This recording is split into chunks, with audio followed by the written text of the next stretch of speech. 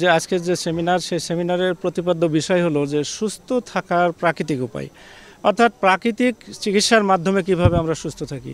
প্রাকৃতিক চিকিৎসা বলতে কী বোঝায় সেটা আগে জানা দরকার। প্রাকৃতিক চিকিৎসায় শুধুমাত্র ওষুধ নয়, প্রাকৃতিক ওষুধ তো আছেই, সাথে সাথে প্রাকৃতিক খাবার এবং প্রাকৃতিক লাইফস্টাইল, এই তিনটার সমন্বয়ে বলা হয় প্রাকৃতিক চিকিৎসা।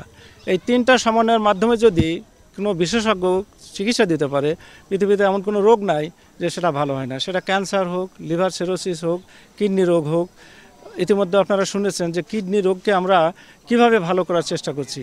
এটা অত্যন্ত গুরুত্বপূর্ণ একটা সেমিনার। আমাদের দেশের মানুষ নানাভাবে স্বাস্থ্য বিশেষজ্ঞ বা স্বাস্থ্য সম্পর্কে অসচেতন এবং তারা বিভিন্ন জায়গায় প্রতারিত হচ্ছে। প্রাকৃতিক উপায়ে আমি মনে করি এই সেবাটা যদি গ্রহণ করে পার্শ্ব প্রতিক্রিয়াটা কম থাকারই কথা। সেই হিসাবে এই আয়োজন অত্যন্ত গুরুত্বপূর্ণ। আমাদের প্রত্যন্ত অঞ্চলে এই আয়োজন যিনি করেছেন ওনাকে আন্তরিকভাবে ধন্যবাদ জানাই। আমি ইউটিউবে তার দেখতে পাওয়ার কারণে তারপরে ক্লাস 6 থেকে সে আমার বন্ধু মানুষ, একসাথে লেখাপড়া করছে, এই কারণে আমি আসলাম যে তার কাছে একটু পরামর্শ নিই। সেমিনার শুনলাম, সেমিনারগুলো তো আমার সাথে কিছু কিছু সিমটমের সাথে অ্যাডজাস্ট হচ্ছে।